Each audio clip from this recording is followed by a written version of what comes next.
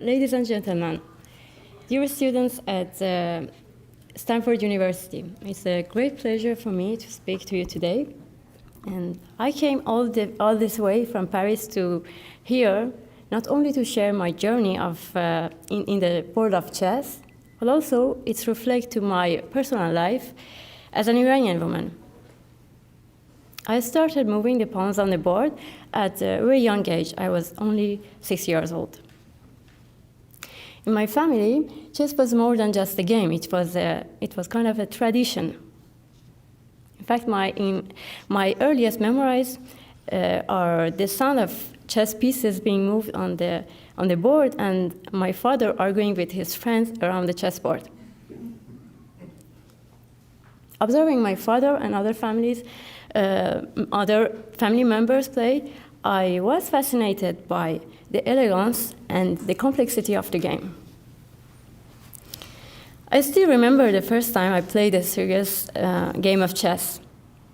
The thrill of moving the pieces and the anticipation of my opponent's response, the pure joy of the victory, it made me realize that chess is more than a hobby. It was a passion for me that would define a significant part of my life. After beating my father and his best friends, my father began looking for stronger opponents among men, older men. We used to go to the parks, where I was the only girl, and I was known as the leader girl. Every time I started a game, I was surrounded by mustached men. They were all shouting suggestions, but I was so confident and concentrated that I was ignoring all the advices. I recall the first time I beat a man in a chess game in the park. Their eyes were filled with rage, and I could see that the courage was growing within myself. In the very patriarchal and religious society of Mashhad that I was born there, only chess allowed me to challenge men. And I liked the power that I gained thanks to the game. At the tender age of 6, I remember the first time that I was asked to wear a headscarf by my father's friend. He was our guest, and he was there to play a round of chess game. He proposed me to play only after I covered my head with a headscarf and if I changed my red skirt. And I remember the sense of humiliation. But I also remember that the sense of humiliation disappeared once we started the game. Soon I understood that this game would be a relief for me. The day I started to wear a hijab was the day that my childhood ended, actually. Every little girl in Iran experiences this critical moment at the age of 7 when they go to school, elementary school. The childhood of an Iranian girl is very short, actually. It's not about a piece of cloth, but also about all the limitations that come with it. Moreover, I was living in Mashhad, a city steeped in religious manners and superstition. It was a favorite destination for Shiite Muslims. The logical world of chess became my refuge. Chess actually was an escape from the madness and illogical rules that imposed by religious authorities and superstitious mindset which was prevalent in my society. By the time I was 9, I had become the vice champion in the World Girls Under 10 twice, in 2002 and 2003. During those years, I was awarded the title of Best Female Athlete in Iran. This was the beginning of my journey that would take me to numerous tournaments and competitions, and it was shaping my childhood in a way that it was totally different from most of the girls at my age. I had the privilege to travel to other countries regularly, and I could observe the other cultures. I could talk with other players. Already seeing the differences in the appearance of women, this showed me that the huge differences. And it was actually a clue for every curious mind to discover the truth. However, it took me years. However, the propaganda and civil religious education in Iran took me years to be able to see the truth clearly. It took me years to understand how we were manipulated into playing their game. I thought that we were becoming puppets for their ideology without even realizing it. Islamic education in Iran actually is mandatory. As you know, it starts from elementary school and it continues until the university, through the university. And they intentionally alter the history of Iran to downplay the national identity and emphasize the Islamic identity. It produces the brainwashed generations that may lose touch with their national heritage. All the systematic censorships on the national TV and the journals, along with the lack of freedom of expression, obscures the truth. As a result, illusion, superstition, and the conspiracy theories replace rational thinking. This was my experience for a long time. The logic required in chess and my religious beliefs were a significant contradiction in my life, like many contradictions in my society. Actually, I remember when I encountered modernity, when I visited the Western countries, I constantly struggled to find a balance between the beliefs I learned at school and my desire to be a free woman.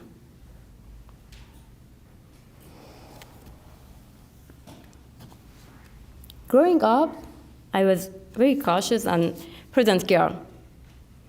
I was mainly focused on my chess career, and my objective was to become a world champion and improving my chess career. And I had learned the rules of life in Iran. The more I grew up, the more I interacted with the society and the regime's structure, the more I felt the weight of limits and oppression on my neck. And to survive, I remember that I learned how to hide my desire for freedom and developed a kind of double life. And after numerous failed attempts and arguing and shouting for the realities, I learned to keep silent and not argue over nonsense, to close my eyes and accept the things as they were. However, a tipping point came in my life. This photo is in the Dubai competition, and I was playing against a boy, German boy, and we weren't allowed to shake hands, so we were just exchanging some pictures. And this is my picture when I could gain the medal in World Championships. Around 2016, I moved to Tehran to pursue my master's degree at the University of Tehran. And as you may know, that it is located in the city center of Tehran. So I constantly observed both regime and anti-regime demonstrations as well as religious demonstrations. Also, my cumulative experiences intensified my emotions. I was so fed up by religion. Living under a regime deeply embedded in both personal and public life, or obligation to work and adapt with a corrupted system, the system that prioritizes individuals based on their belief and loyalty to the regime rather than their abilities and intelligence, this environment led me to an emotional breaking point.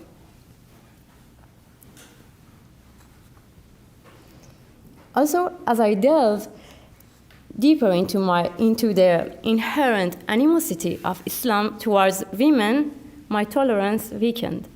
I lost my faith.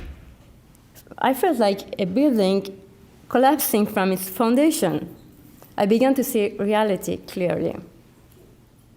But how can a woman not recognize the contradiction and the hostility of Islam towards her gender?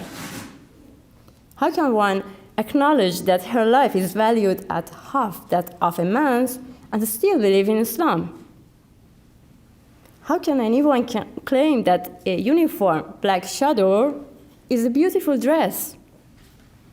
From my personal experience, I think that the standards of beauty in Islam societies have been distorted.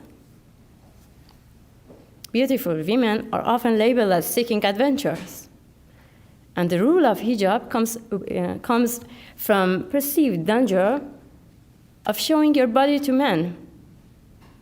As you know, in Islamic societies, boys and girls are systematically separated, and leaving the girls without the chance to understand other genders, fostering a sense of insecurity.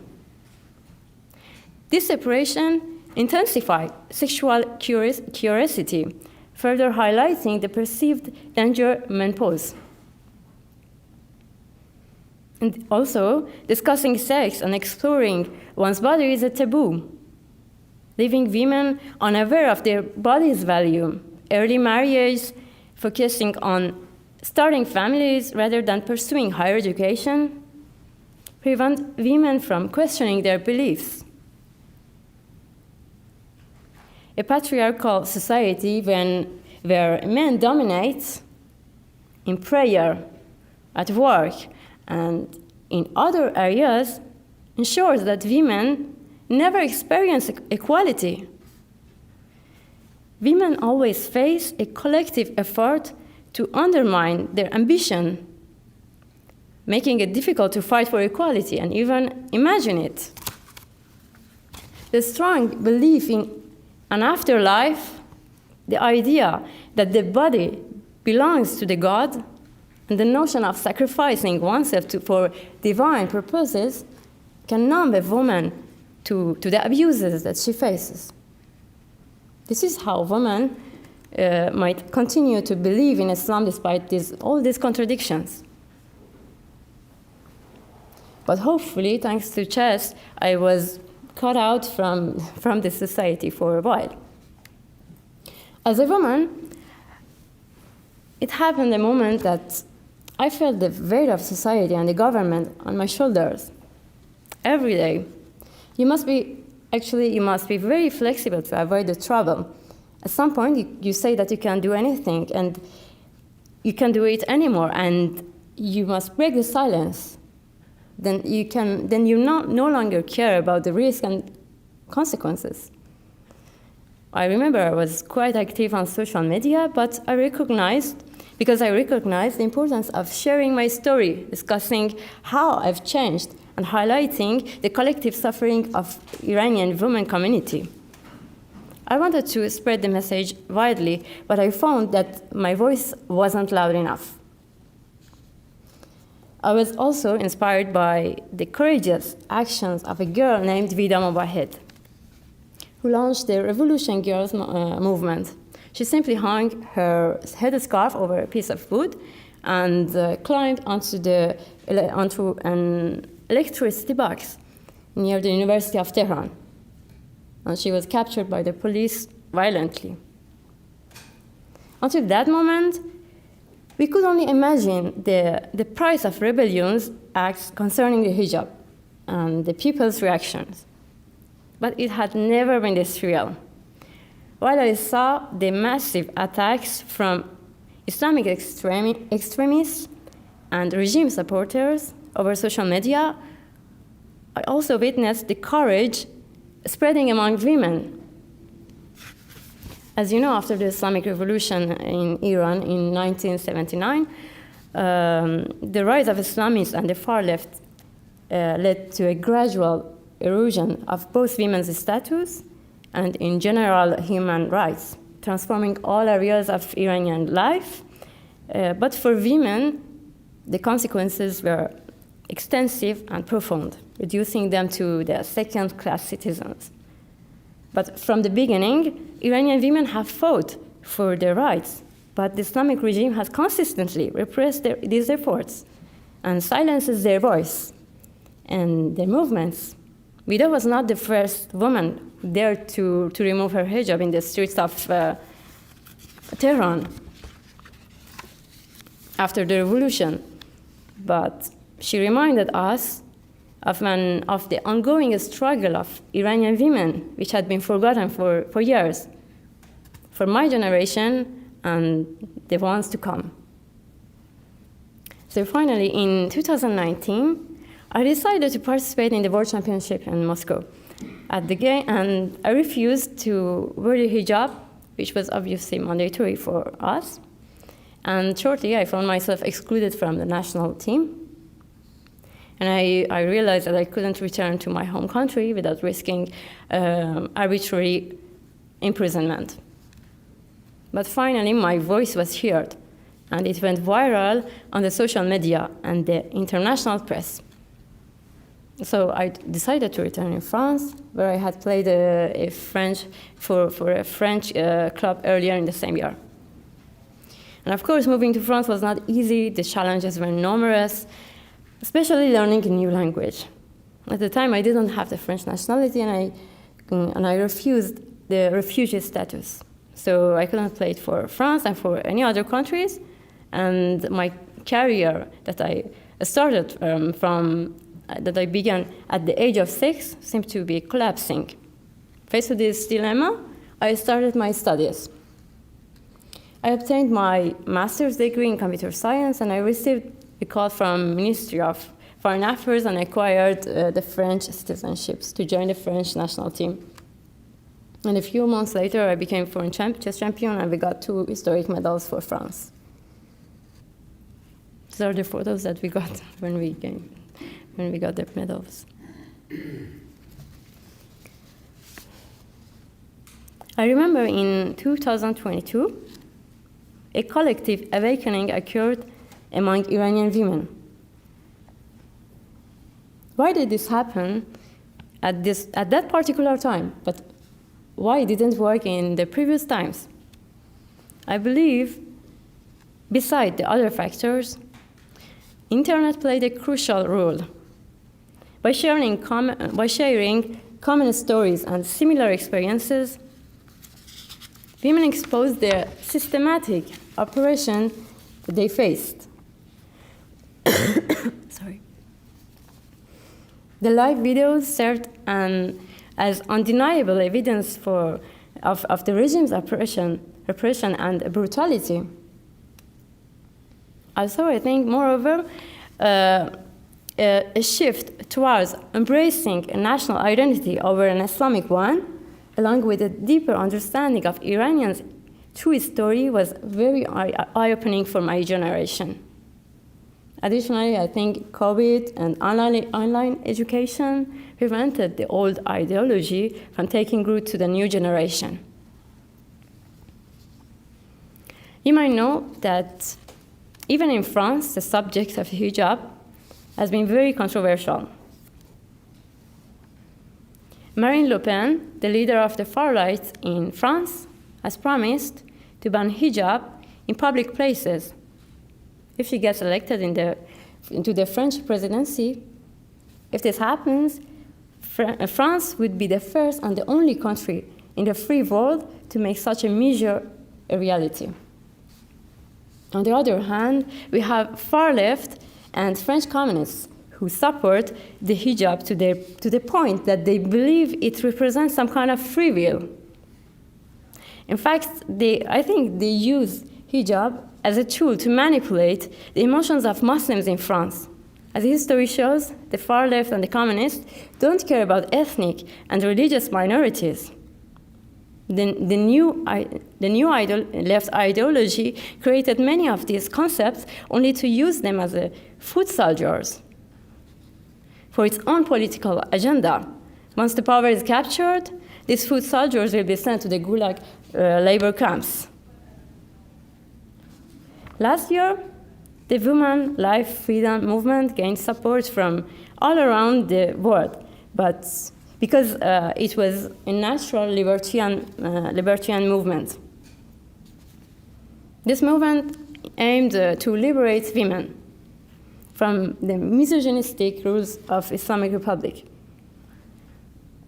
But surprisingly, it received the least support from so-called French feminists because they thought that the movement was provoking the Islamophobia. I believe it was the same in the USA. The problem of most of these feminists, I think, is that they have never lived in an Islamic country, and they don't know almost anything about actual laws of Islam regarding women. I saw recently a photo that represents the immaturity of these people, actually. They don't know what they are, they don't know what they are advocating, and accept the second-class citizens that Islam has given to them as women. As we know, that women must fully cover their hair and bodies, revealing only the hands up to the wrist, the face up to the hairline and feet. The value of the woman's life in case of bodily harm is half a man's. A woman having an outside marriage sexual relationship should be stoned. I could add dozens of such laws to this list, but still, they are worried about so-called Islamophobia. And recent protests on the US campus included several attacks on the US flag, which reminded me the memories in Iran. When Islamists burned the US flag. Today we see the same acts, actually, from leftists on US soil. As a matter of fact, the Shah of Iran, half a century ago, warned us about a toxic alliance between two reactionary movements, the far left and the Islamists. This alliance has never been more imminent, and it shouldn't be underestimated. Thank you.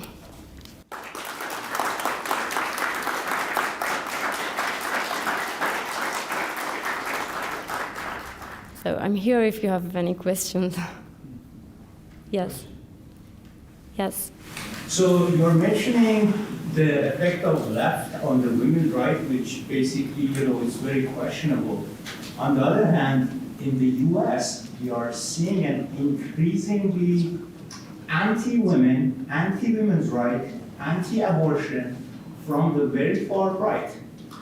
Since you seem to have a little bit of inclination on that side, how do you explain that and how that backlash is taking place as far as Roe v. Wade and all of this stuff that's happening? Actually, I don't have much knowledge about this subjects, but I believe these extremists, the far leftists and the far rights, they follow the same objectives. Actually, I think they are both dangerous, I believe.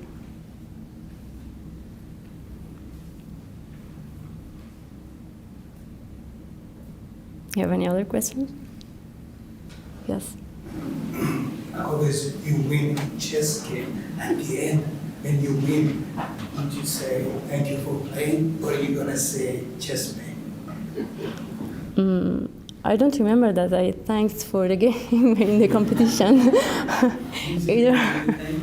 Maybe when I won the game, yes, I could have said it. But when I lose, actually, it's no. But actually, when you learn something new, yes, you say thank you for the game. You say thank you for playing with me, or so you win, right? Actually, it's obligatory when you play in the competitions. You have to play. So, but if you learn something new, and yes, you should thank. I think. Yes. Yes. How's it been like? Thank you. How's it been like keeping in touch with your family and friends in Iran now that you moved to France? I kept in touch with. I kept the contact with my family, and hopefully we don't have a problem until now. But at the beginning, they weren't really supportive. But with passing the time, they supported me, and they were very supportive at the end. But I kept the contact with them, and I can see them. So I have a question. Yes. So when you played with Hejazipour, can you tell us about your feeling at that time? Because she was part of U.S. team, and now you're part of French team. So what was your feeling? Actually, it was a mix of joy and sadness, because the joy because we both succeeded to reach until there, to be able to play against each other, to be qualified for the national team. But it was a sadness at the same time, because we weren't playing for Iran, because we were teammates for a long time, and it was sad to see that we both had to move to other countries, and we cannot play for Iran.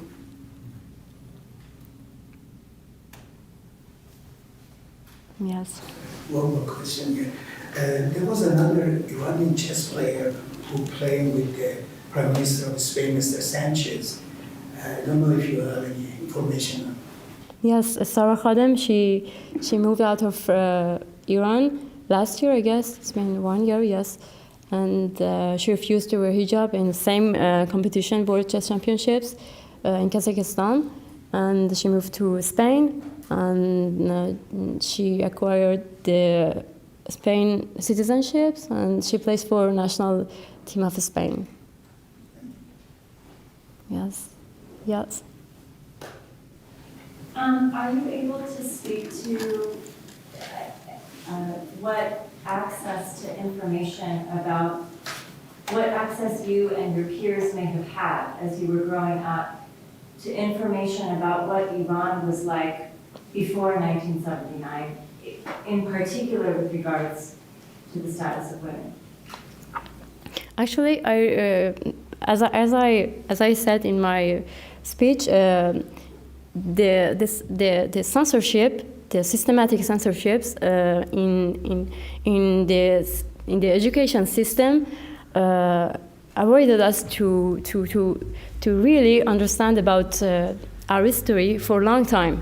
But after the advancement of technology and I think particularly after the COVID, I think we had more information about the before revolution, and now we can understand better our history. And but Republic Islamic was trying to hide it for the next generations, actually.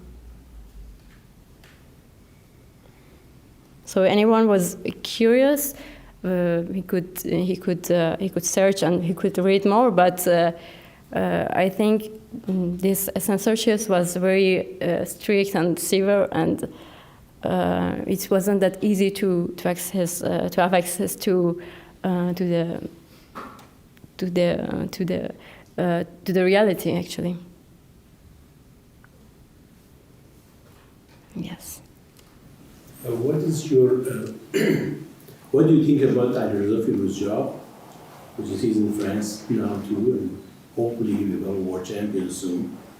And also, are you relate with other chess players in France, which is I know about over there? Yes, I'm in touch with them, and he is a very talented player, and he has big chances to become world champion, actually, and the French national team counts a lot on him. But there is another player that who moved recently to France. But it's sad that everyone is leaving Iran, and we don't have any more. The talented players left the country, and yeah, that's sad. Yes.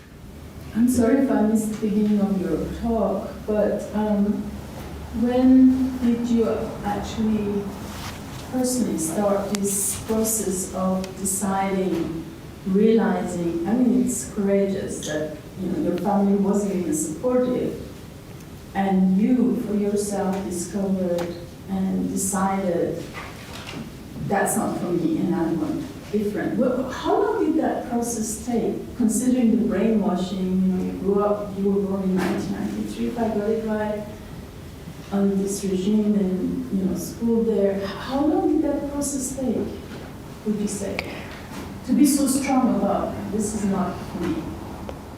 I think I had small clues from the beginning when I moved. I mean, when I traveled for chess competitions at a very young age. When I was 9 years old, for example, I remember the first memories that I saw that in the other. I saw the other players. They had no scarves, and they were different. They were looking at us, and it gave me a clue that there's something wrong here. But actually, as I was saying, the propaganda, it was very strong, and the educational system, it was working a lot on for brainwashing, but for me, as you said, it took me a long time, years, and as I said, however, it was, it looks clear that, I mean, you have the information, you know that all these misogynistic rules of Islam, and you can see that it's clearly against the women, but at the same time you believe it.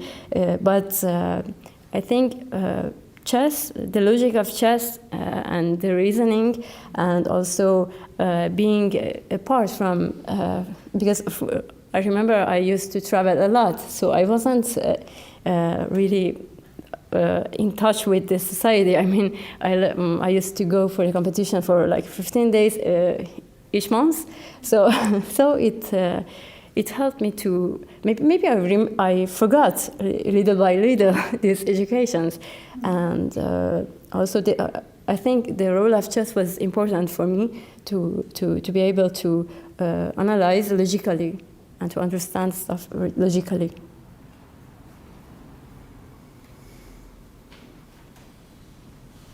Yes. Are you planning to have speeches like this in other universities and educate students who have absolutely no idea what they are empowering, which type of people they are empowering with what they do, and so that they can understand it, because I think what they do, they have absolutely, as I said, they have no idea what's going to happen to them if regimes like Iran, like Afghanistan, and other places, if they get that power in European democratic countries, I mean, the whole life is going to be different. I mean, they need to be educated and understand from firsthand from the person who actually lived that, so that they convey the message. This is not what you think. You know, that you should just show the people the way they're dressing and doing the prayer. They don't know if they do that in those countries, they are being hanged. You know, this matter of education are planning to have. Yes, yeah, exactly. Actually, for the moment, I have no special plans for any other speech, but I think I will use the opportunity when I get to speak up about women's rights, about to reveal the Islam's law. I mean, the real face of Islam, actually. But and I think that it is important to not underestimate it, because it is a danger. It is a very dangerous ideology, and as you said, that the students and the new generations in the Western countries, they don't have a clue that for what they are advocating, and I think it is important to speak up about it. I mean, everyone have their own responsibility, and we shouldn't underestimate it. I think it makes a big difference in the society, like in university environment, intellectual environment. So people like you are very well accepted, and they will hear you. They will hear your voice. I think it's very important for you to try to be people's voice in those communities, intellectual communities, among students. You know, the students will not, of course, hear from an old person who have seen certain things, but from a younger person have gone through all those things that you went through. I think it would matter. Yes, I agree with you there. And I mean, Yes. Using your power to go and advocate for that. Yes, thank you. Yes, you mentioned a good point, and I think it is important to particularly speak up in the universities and the educational places like universities, schools, and this is important. Yes, I agree. Yes. So how, like, I know you have lots of medals and you're a champion, but let's say you want to, you want to have a continuous improvement approach. So how do you improve yourself? So do you see different matches, or do you, let's say, do you play with like a robot or something, like AI system? So how does that work for you? Yes, actually we have regular training sessions, and yes, we use AI, we use the engines and the recent technologies. And we should work hard because everyone has access to it, and there are people who spend so much time to analyze until the move 2030, and now it just became very competitive. But yes, we have regular training sessions, and for me, something happened after I left chess for like 4 years. Because when I was in Iran and I was playing chess, I remember I had some barriers, psychological barriers, and the stuff that I couldn't resolve it. But after the years I left chess because I couldn't have played professionally, it was like I forgot all these barriers, and it was like magic for me. And so it is important to work psychologically as well, but yeah. Yes. So I'm curious for you and the other like candidates of your job and stuff, going through this mandatory almost exile and the psychological burden it brings with it. How do you see that affecting your professional career? And the reason why I asked this is sort of looking at the recent World Championship. I've heard that it was like kind of up and down, and I sort of think about very young boy having to go through that from like age of 16, 17, family problem, like I wouldn't say torn apart, but like separated, and how do you see your career being different? Of course, all of you have again re-risen to the top of your profession, but do you think that had a positive impact, negative impact? How do you see that? I think it had advantages and inconvenience. As you mentioned, there are so many challenges when you leave your country, when actually you you worked hard to get something for years, but then you leave it and you have to restart again, and you have to prove yourself again. And it takes years, and it takes a lot of energy, and it is very difficult actually. I think, but there are some advantages. I think with all these barriers, I think it grows a resilience. It grew resilience in our players as we see that the Iranian chess team, national chess team, with all these barriers, with all these problems, they are the best players in the world. And but it is very difficult emotionally to leave the country, to leave all the family and all the things that you created. Yes. I have so many questions, but I'm going to make it into one and two. Yes. One is, do you think you were against the Islam as a female, as a woman? Do you consider yourself an aggressive player or defensive player? A. B is you against man mustache in the park, you against Islam, or how did your game changes when you take the hijab off? What do you think? Actually, for me, I saw that some sort of liberty on my chess career as well. Because I remember the first time that I played after 4 years in the French Championships. I could see that I was playing with no fear, and I was attacking, and it was yes, it affected a lot on my chess career as well. Were you attacking player or defensive player? I think I'm a mix of both, and it depends on the position. I am, I think, an dynamic player. Yeah. But I learned to act like a grandmaster, Roman grandmaster, because we shouldn't decide emotionally, and because some positions need some strategic decisions, some positions need dynamic. So, yeah, yes. No, please. It's my second question, sir. Thanks so much for your speech. First and second, I admire your courage.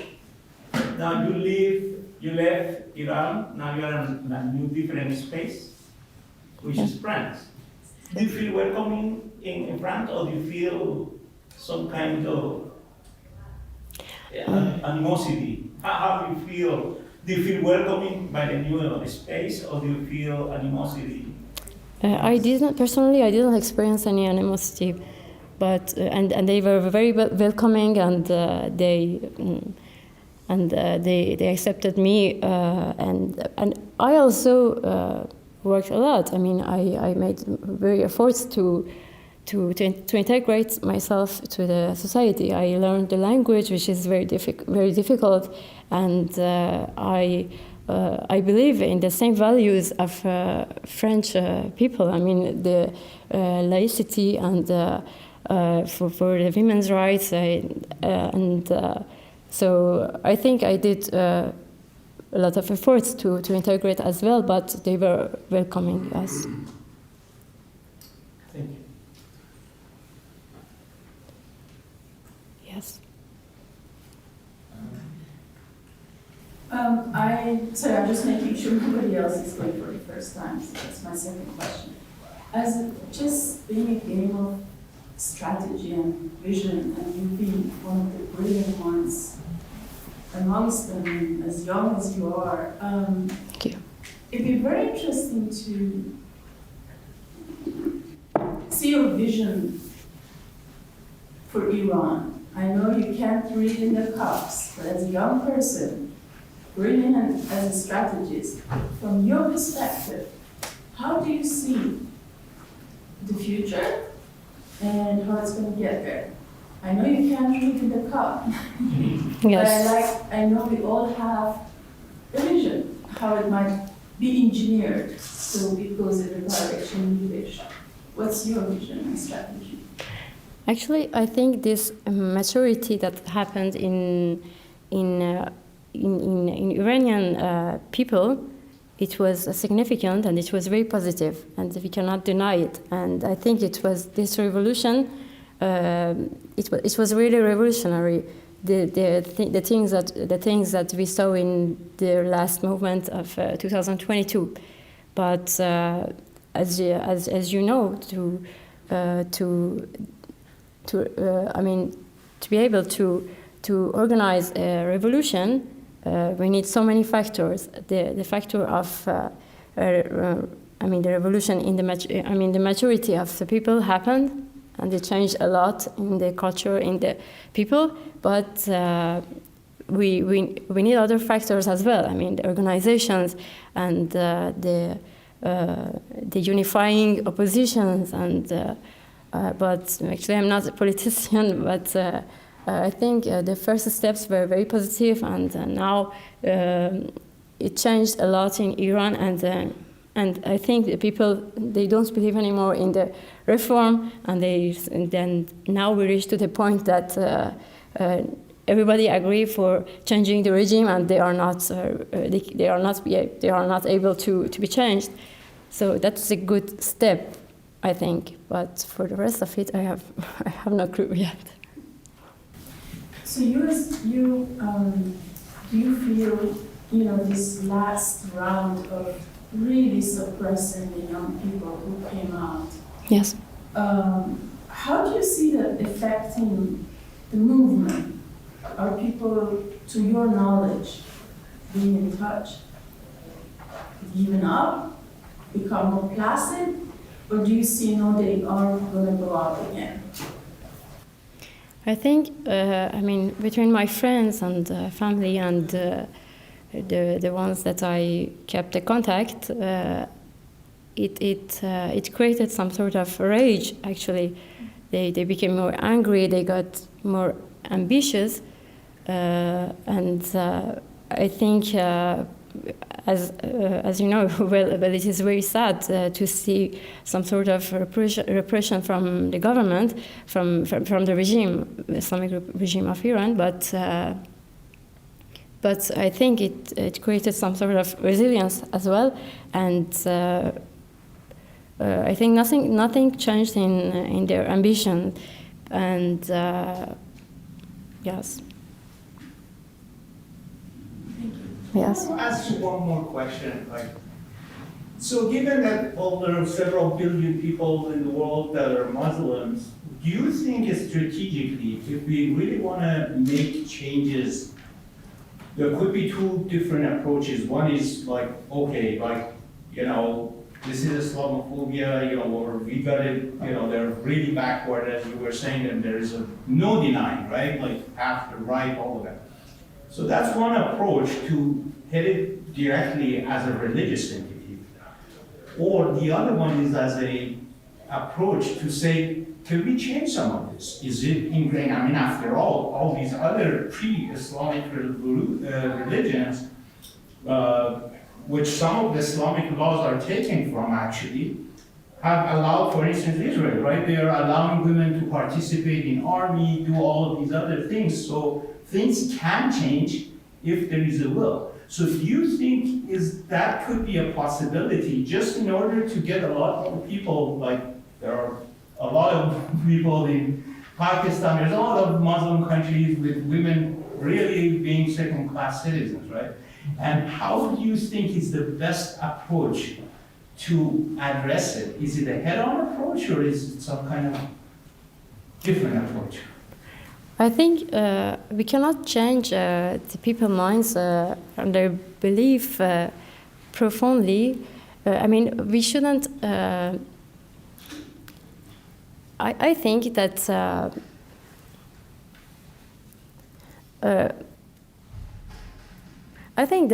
we can't change their beliefs, and we can speak about our values and promote our values, but some people they really believe in some stuff, and you cannot change their mind. But I think just speaking about it and how to say. I'm sorry, I probably need the translation. Yes.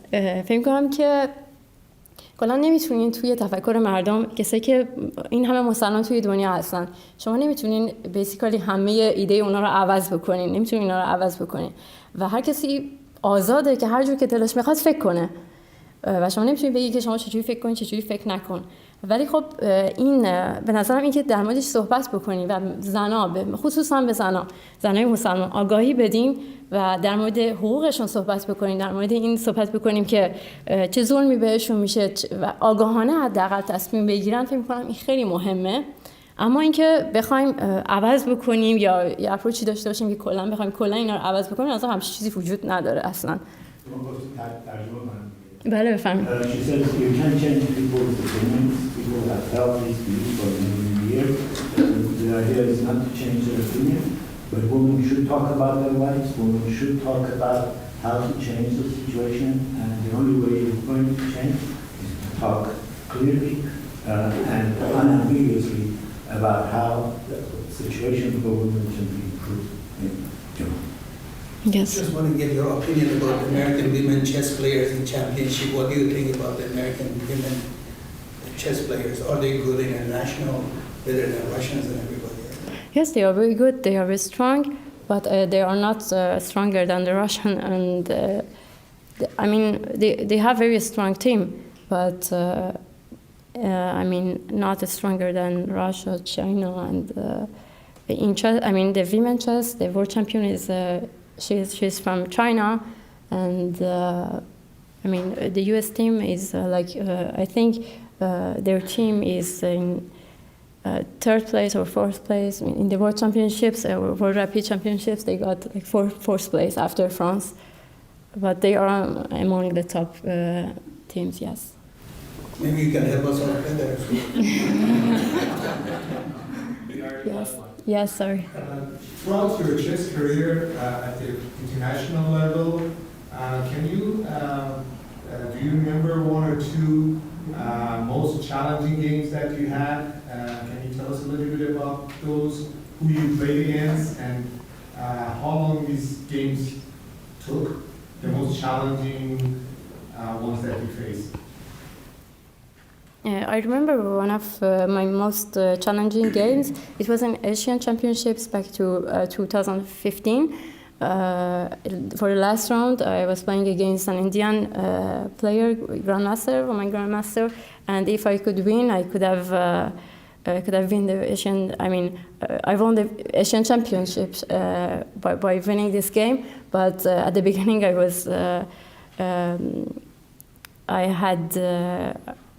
lost the advantage, and I was a bit worse, and it had rise and down. But finally, I won the game, and I got the Asian Championship.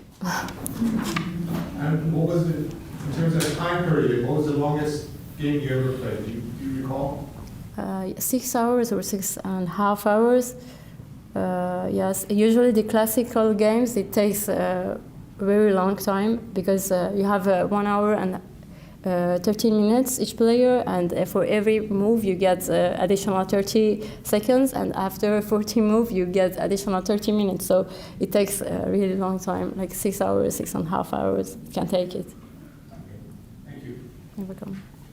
Yes. So beside the compulsory hijab for women, was there anything else that the Islamic regime forced players, both men and women, to do to spread their agenda? Like, did they force players to attend some protests or something like that as well, or it was just a job? And I remember, for example, we were in Asian Championships, and our team, we decided to go and to support the handball team, and we were there. We were supporting the team, and suddenly a woman with the chador came with her camera and said, what do you think about hijab? And I was like, okay, what should I say? I should say, I hate this hijab, or I mean, instantly you have to decide that you want to ruin your career, you want to forget everything, and you want to show your position, or you want to say, no, it's okay, I like it. I mean, you always find yourself in this kind of situations. And yes, apart from these religious ceremonies, and I remember, and for the competitions, we had some security person who were monitoring us, and we couldn't have go out of the hotel as it is clear. We couldn't have drink or. Yes. Before you mentioned that there are many contradictions within the religion of Islam, how might a woman embrace her religion while also staying true to maybe her personal beliefs? Like, is that possible, do you think? I think I need the translation. یه چیزی میشه یک نفر به ایمان اسلامی خودش معتقد باشه و استقلال خودش هم حفظ کنه. آیا چنین چیزی برای یک زن متصور هستید؟ I think it's a big contradiction because I think the basic rules of Islam is against a woman. But I think if you close your eyes on the rules of Islam and you adopt it for your life, I think, and I mean it is possible, I think. But basically, if you want to be if you want to believe in everything, I think there is a huge contradiction, I think. That's my opinion. How old were you when you first had to cover your head? And if you remember it, can you describe what you felt? How old I was that I covered my head? When you had to start. Yes. As I said, when I was like 6 years old, and my father's friend, he proposed me to, I mean, he said that you grew up and you're a tall girl, and I think it is better, you would be more beautiful if you wear a headscarf. And I had to change my red skirt. I mean, it was very humiliating. And that started from that age, and because I remember I was always playing among men, and I was the only girl at the beginning. So my father also was more intending to that I wear hijab because he was feeling some sort of insecurity. I don't know why, but. Actually, when you enter to the atmosphere, you get the feeling. I mean, all the looks and all their expectation. You can see that. I mean, yourself, you get. I mean, you feel shame and you cover your head. I mean, at the beginning. I mean, at those times, it was like this. So yeah.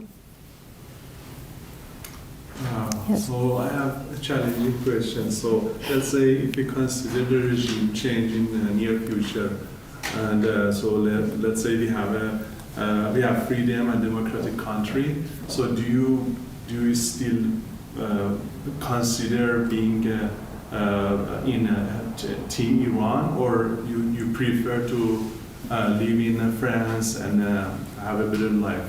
Comparing like Iran is still in Middle East, and then there are lots of challenges after regime change. But which one do you prefer? You say that we imagine that we have a democratic country like the Western countries, like Correct. France, exactly the same thing. Well, I think I prefer Iran, I guess. Could I have asked a chess question? Yes. So, when Deep Blue beat Kasparov, I remember this was like a really depressing day for me personally, right? Because I never thought, like the humans would be, the best player in the world at the time. So, how do you reconcile right now, especially with AI creeping in and everything else, like this distinction between like, oh, we'll never be as good as anything that's out there? How do you? The feeling that we are not able to, being inferior. I mean, that can be a good thing, because I mean it depends how you use the AI. I mean, AI actually it helped a lot for our understanding better the chess game, because there are so many complexities in chess, and AI helped us to understand these positions. So it was really positive. So otherwise, it was some situations which was mysterious, and it could take a long time, so many years. But it helped us actually. But yes, if you want to see that you are inferior, yes, it gives you the feeling that you get depressed. But I think we should use AI as an assistant, and the heart should be. I mean, we have to work on it, I guess, to the heart stay human, and we use AI as an assistant, I guess. Yes. Would you prefer to play against a male or female opponent? I don't have any preference, I guess. Do you see the difference in game, the way of thinking? Machine. Against women or men? Yeah, I think there are some different. I mean, yes, different. There are huge differences. I mean, sometimes yes, because it depends on your opponent. Some people are play very emotionally. Some people they like to attack. Some people they are not prudent. But I mean, it depends on the style of the player, and I think women or men, it doesn't change anything. I mean, but I think it is something that the society pushed us to think like this. But I mean, scientifically, there is no difference between the brain of men and women. I think it comes from society that you think that this is the difference. Thank you. And what are your views on how this sort of segregation affects negatively also the male population? I do think it does have a negative. I think it does have a negative effect on both sexes. I think yes, it does have the negative impacts because I think when you say that you cannot play together or something like this, you put some restriction for the women. Actually, you educate the male players as well that okay, it is yes, it's like this, and well, we live together. I mean, it is very important. Yeah, it has negative impacts, I guess. If you were asked to share your experience and knowledge to AI database, would you be able to do that? If I can transfer my knowledge to AI? Database, yeah. To the database. Like any experience, knowledge in chess, basically. I think we cannot. Why? What is the objective to? I mean, why should we do that? AI needs database to be filled in. So deep learning, yeah. So that's what. Actually, the AlphaZero that Google developed it. It is based on reinforcement learning, and actually they taught him the basic rules of chess, and they gave him, I guess, very basic informations, and he could improve by playing against himself, and like this he could improve by yes, I think we can transfer. Yeah, yes. Yep. I mean, it depends on the objective of your work. You can transfer a particular knowledge to the AI to make it learn, and yes. Thank you so much. Thank you so much.